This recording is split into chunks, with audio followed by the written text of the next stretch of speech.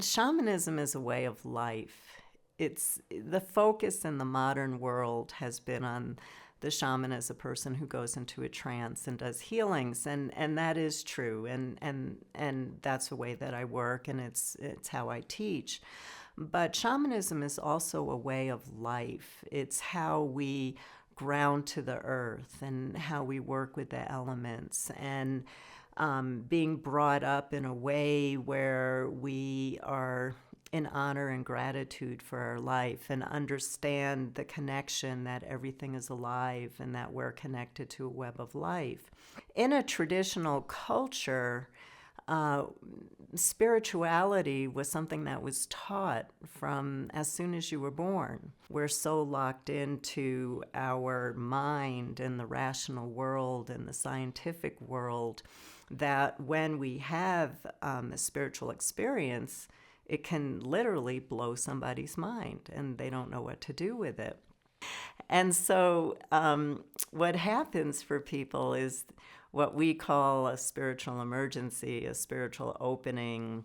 Psychosis is an initiation into an expanded state of consciousness, another way of perceiving the world. And what's needed, instead of stigmatizing people and giving them labels, is to give people tools to learn how to ground and to work with these expanded states of consciousness. I really do believe so much of the mental illness that people are experiencing today actually comes from our disconnection from nature. Western medicine is treating it is through medication.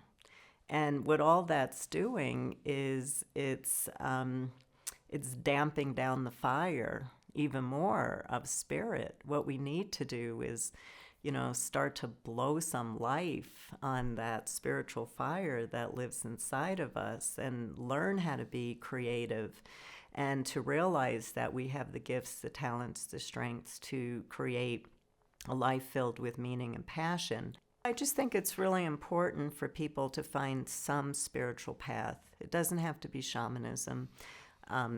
It could be yoga, it could be Tai Chi, it could be meditation, some spiritual path that opens people up to their own creative impulse and to their own spiritual power, to their own intuitive abilities. We were all born with these incredible intuitive abilities. And as we learn how to express our own intuition and to realize that we are all creative, we were all born creative, and to express creativity, I think most of the mental illness that we're seeing right now would be taken care of.